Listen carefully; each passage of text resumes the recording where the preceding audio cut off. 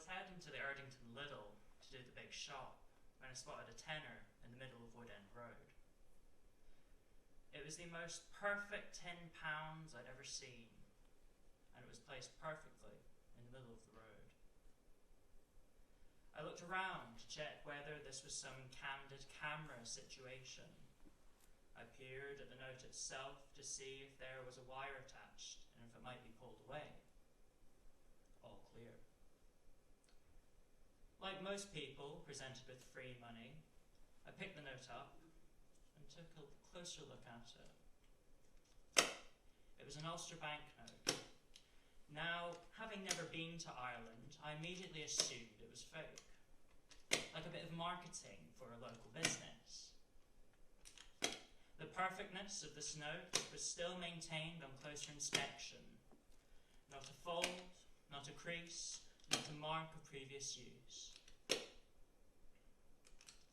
It had pictures of rabbits, maybe hares, jumping about in a field, with some guy's portrait on the other side, and weirdly, it could be read portrait as well as landscape. It had a serial number and other official jargon on it, so I believed that it was legit.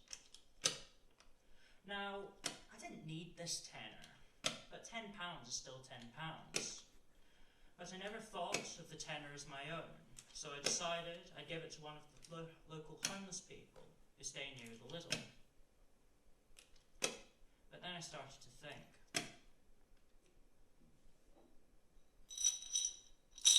What if one of the homeless people, like myself, thought the £10 was fake?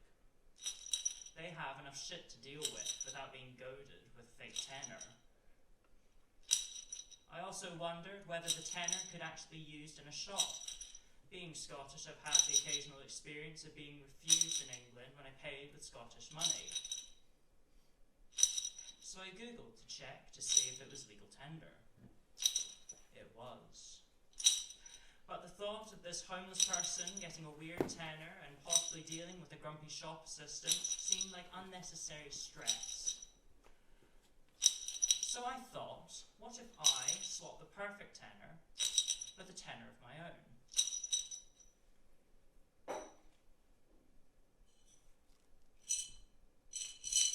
Now, this wasn't a matter of a perfect £10 being found perfectly in the middle of the road.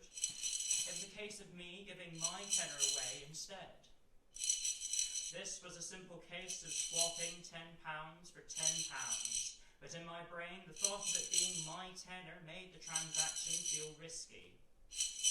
I was heading to do a shop and was worried my budgeting was not as good as I thought it was. I couldn't afford to give my tenner away if I saw someone homeless and in need.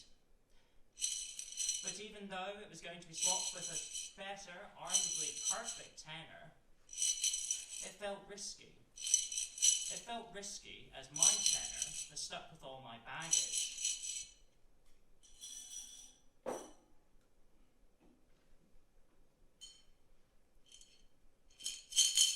It was stuck with the ghosts of past transactions. Could I afford this? Can I get this somewhere cheaper? Will it last as long as it needs to? Do I really need this? Is it worth what I'm paying for it? I had reached the turn for Kingsbury Road by the time of all this what-ifing, and had ended up folding the perfect tenner and putting it in my pocket. Maybe it was to make it feel more like my own tenner, to make the swap easier. It didn't work. I was still thinking of why I couldn't give away my tenner when it was not losing any money in this swap.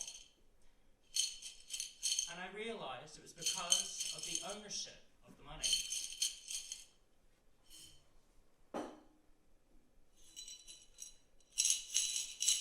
The now less perfect tenner was never mine because I had found it on the street and decided to pick it up.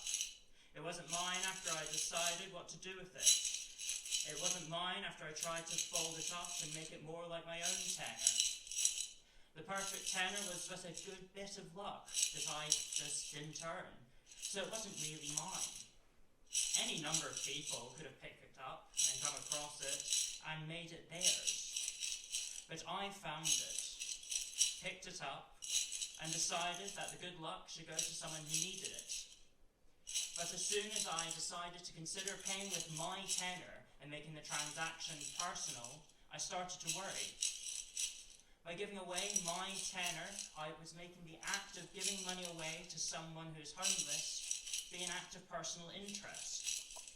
I don't think charity should benefit the person giving it away at all, because then you're getting something out of the transaction, whether that is feeling good about yourself, getting a tax break for your business, using philanthropy to shape the world to your benefit, or just to make people think you're a good person. I don't think you should. You shouldn't need motivation to help people.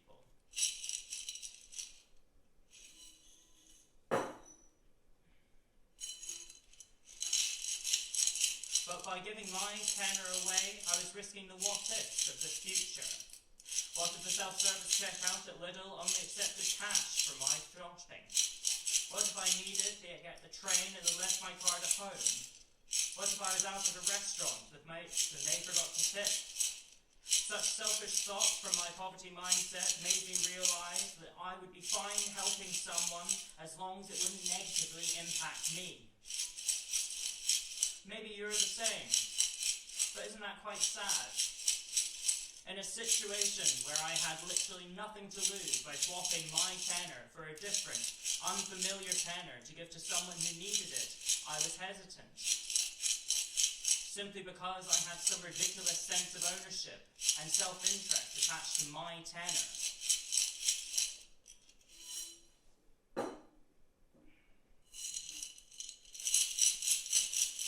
I was now approaching the roundabout of Kingsbury Road, almost at the point where I could see if there were any homeless people sitting outside the takeaways before the Lidl.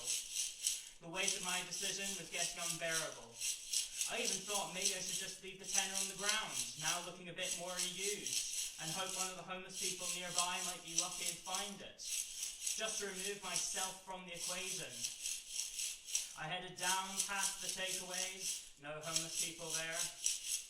I got to the Lidl, where you could usually find one person sat outside the doors. No one.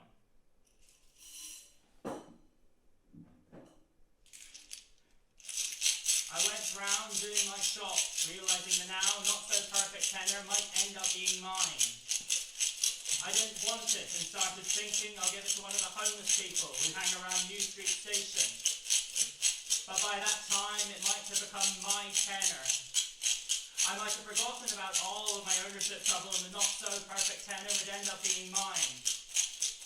I paid for my shopping, 23 quid, immediately thinking I got it for only 13 thanks to my earlier luck. And I headed back up the road.